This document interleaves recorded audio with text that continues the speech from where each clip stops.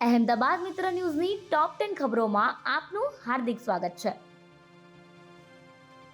2008 Ahmedabad serial blast કેસમાં 38 આરોપીને ફાંસી। 2008 અમદાવાદ સિરિયલ બ્લાસ્ટ કેસમાં હાઈકોર્ટે ટ્રાયલ કોર્ટનો ચુકાદો યથાવત રાખ્યો છે। હાઈકોર્ટે દોષિતોની તમામ અપીલ નકારી 38 આરોપીઓને ફાંસી અને 11 આજીવન કેદની સજા યથાવત રાખી છે। સાથે જ તમામ મૃતકોને 10 લાખ, ગંભીર ઇજાગ્રસ્તોને 5 લાખ અને સામાન્ય ઇજાગ્રસ્તોને 1 લાખનું વળતર 31 માર્ચ 2027 સુધી ચૂકવવા આદેશ કરવામાં આવ્યો છે। ચુકાદો આવ્યા બાદ કોર્ટ પરિસરમાં બંદોબસ્ત વધારવામાં આવ્યો હતો। ક્રાઇમ બ્રાન્ચના 3 પીઆઈ અને 2 સ્થાનિક પીઆઈને બંદોબસ્તમાં મૂકવામાં આવ્યા હતા। અમદાવાદ સિટી સેશન્સ કોર્ટે 18 ફેબ્રુઆરી 2022ના રોજ દેશના ઇતિહાસમાં પહેલીવાર એક સાથે 38 આરોપીઓને ફાંસી અને 11 આરોપીઓને અંતિમ શ્વાસ સુધીની કેદ ફટકારી હતી। ફાંસીની સજાની પુષ્ટિ માટે રાજ્ય સરકારે હાઈકોર્ટમાં અરજી કરી હોય અને 48 આરોપીઓ પણ નીચલી કોર્ટની સજા સામે હાઈકોર્ટ ગયા હતા। માતાની નજર સામે 3 વર્ષના દીકરાનું મોત। અમદાવાદના હાથીજળ રિંગ રોડ પર ડમ્પર ચાલકે એક્ટિવાને અડફેટે લીધું હતું। આ અકસ્માતમાં એક્ટિવા ચાલક માતા અને તેના 3 વર્ષના બાળકને ટક્કર વાગી હતી, જેમાં માતા સામે જ પુત્રનું ઘટનાસ્થળે મોત નીપજ્યું, જ્યારે મહિલાને ગંભીર ઇજા થતાં સારવાર માટે હોસ્પિટલ ખસેડવામાં આવ્યા, જ્યાં સારવાર દરમિયાન તેમનું પણ મોત થયું। અમદાવાદમાં ક્યાંક ધીમી ધારે તો ક્યાંક ધોધમાર વરસાદ। અમદાવાદના વાતાવરણમાં પલટો આવ્યો છે। આકાશમાં કાળા ડિબાંગ વાદળો છવાયા છે। અસરવા ખાતે આકાશમાં કાળા ડિબાંગ વાદળો અને પવન ફૂંક્યો। અમદાવાદ શહેરમાં ગાજવી સાથે ધોધમાર વરસાદ શરૂ થયો। શાહપુર વિસ્તારમાં તેમજ લાલ દરવાજા સહિતના અનેક વિસ્તારોમાં ધોધમાર વરસાદ વરસી રહ્યો છે। સમગ્ર વાતાવરણમાં અત્યારે ધુમ્મસ છવાઈ ગઈ છે। ધોધમાર વરસાદ વરસતા અત્યારે વાતાવરણમાં ઠંડક પ્રસરી છે।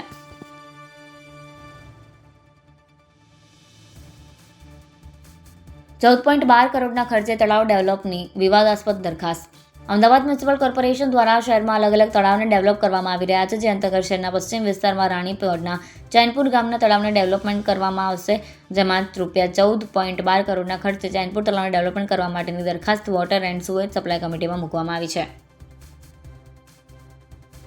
ગુજરાત યુનિવર્સિટીની સમરસ ગર્લ્સ હોસ્ટેલમાં વરસાદી પાણી ભરાયા।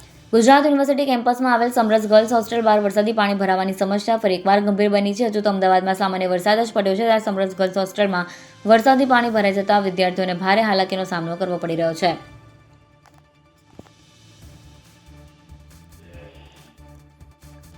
અમદાવાદમાં ગુજરાતનું પ્રથમ રોબોટિક કાર્ડિયાક સર્જરી યુનિટ શરૂ। અમદાવાદના અપોલો CVHF હોસ્પિટલે બીજી દા Vinci XI robotic surgical system કાર્યરત કરી ગુજરાતના સૌપ્રથમ ડેડિકેટેડ રોબોટિક કાર્ડિયાક સર્જરી યુનિટની શરૂઆત કરી છે। સાથે એપોલો હોસ્પિટલ્સ અમદાવાદ હવે રોબોટિક કાર્ડિયાક સર્જરી માટે 2 ડેડિકેટેડ સેન્ટર્સ ઓફ એક્સેલન્સ ધરાવતી રાજ્યની પ્રથમ હોસ્પિટલ બની છે।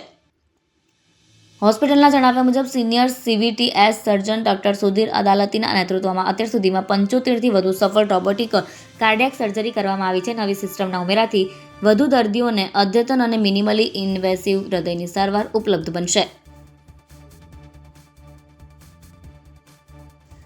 LG હોસ્પિટલમાં સ્ટાફની ગંભીર બેદરકારી।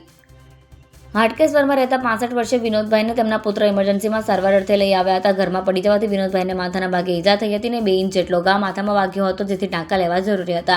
જો કે અડધો કલાક સુધી ઊભા રહ્યા બાદ પણ કોઈ ડોક્ટરે સારવાર કરી નહીં। ઇમરજન્સી સારવારના મુખ્ય ટેબલ પર ડોક્ટર ઊંઘતા જોવા મળ્યા। ટેબલ પર ઊંઘી રહેલ ડોક્ટર વિડીયોમાં પણ સ્પષ્ટપણે દેખી શકાય છે। LG હોસ્પિટલમાં સારવાર ન મળતા દર્દી વિનોદભાઈને તેમના પુત્ર અન્ય હોસ્પિટલમાં લઈ જવાની ફરજ પડી હતી।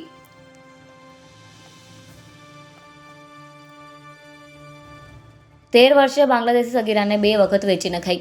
અમદાવાદના પૂર્વ વિસ્તારના મહિલા પોલીસ મથકે વર્ષ 2025માં મહિલા આરોપી સુલોતના સિંઘ ઉર્ફે બુલ્લી સામે BNS અને પોક્સો એક્ટની વિવિધ કલમો અંતર્ગત ગુનો નોંધાયો હતો, જેનો case Ahmedabad city sessions court ખાતે આવેલ પોક્સોની વિશેષ અદાલતમાં ચાલી જતા જજ HN દેસાઈએ સરકારી વકીલ દિલીપસિંહ M ઠાકોરની દલીલો, સાક્ષીઓ અને પુરાવા તપાસીને આરોપી મહિલાને 20 વર્ષની સખત કેદ અને આશરે ₹1 લાખનો દંડ ફટકાર્યો છે।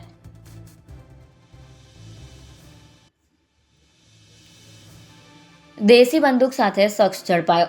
ધંધુકા પોલીસે ગેરકાયદેસર હથિયારો સામે કડક કાર્યવાહી કરી છે। પોલીસે ધંધુકાની ડમ્પિંગ સાઇટ નજીકથી એક શખ્સને હાથ બનાવટની દેશી જામગરી બંદૂક સાથે ઝડપી પાડ્યો છે। પોલીસને બાતમી મળી હતી કે એક શખ્સ ધંધુકાની ડમ્પિંગ સાઇટ નજીક ગેરકાયદેસર રીતે દેશી બનાવટની જામગીરી બંદૂક સાથે ફરી રહ્યો છે। આ બાતમીના આધારે પોલીસે તાત્કાલિક વોચ ગોઠવી દરોડો પાડ્યો હતો।